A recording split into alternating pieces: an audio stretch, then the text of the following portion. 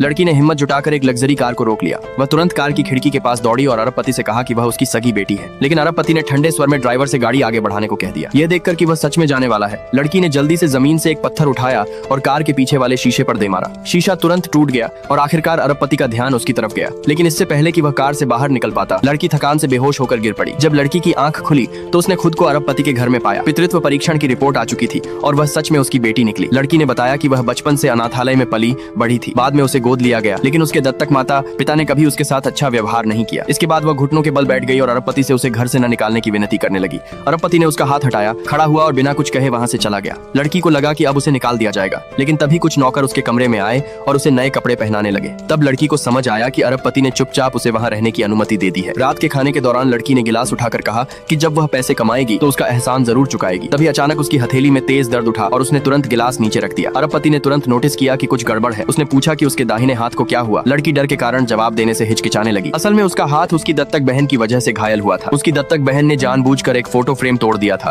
और उसे कांच के टुकड़ों पर धक्का दे दिया था। लेकिन जब उसके दत्तक माता पिता को यह पता चला तो उन्होंने उसकी परवाह करने के बजाय उसी को दोषी ठहराया कि उसने फोटो फ्रेम तोड़ा और उनकी बेटी को चोट पहुंचाई। बाद में लड़की ने अपनी दत्तक माँ को यह कहते हुए सुन लिया कि वह अरबपति की असली बेटी है। लेकिन उसकी दत्तक माँ उसे यह सच बताना नहीं चाहती थी, क्योंकि वह चाहती थी कि लड़की हमेशा घर में नौकरानी बनकर रहे। यह सच जानने के बाद लड़की अपने दत्तक माता पिता से पूरी तरह निराश हो गई और उस नरक जैसे घर में रहने से इनकार कर दिया। अरबपति को ढूंढने के लिए उसने उसका रोज घर लौटने वाला रास्ता पता किया। फिर खतरे की परवाह किए बिना वह सड़क पर दौड़ गई और उसकी कार रोक दी। यह देखकर कि लड़की अपने हाथ की चोट का कारण बताना नहीं चाहती, अरबपति ने उससे और सवाल नहीं किए। उसने खुद एक कटोरी दलिया उठाई और अपने हाथों से उसे खिलाने लगा। उस पर लड़की को पहली बार लगा कि उसका असली पिता इतना डरावना नहीं है। उस दिन लड़की पेंटिंग बना रही थी, तभी अचानक उसके दो दत्तक भाई उसके पिता के घर पहुंच गए। दोनों भाइयों ने उसे देखकर सोचा कि वह जानबूझकर उनका इंतजार कर रही है और उनसे वापस घर ले जाने की विनती करेगी। लड़की ने उन्हें नजरअंदाज किया और अपने पिता के कुत्ते को पकड़कर वहां से जाने लगी। लेकिन कुत्ते ने दोनों भाइयों की बुरी नीयत महसूस कर ली और उन पर झपटने लगा। लड़की ने तुरंत उसकी रस्सी पकड़ ली, मगर दोनों भाई मानने को तैयार नहीं थे। वे लगातार आरोप लगाने लगे कि लड़की ने जानबूझकर कुत्ते को उन पर हमला करने दिया। जब उनकी बातें हद से ज्यादा बढ़ गईं,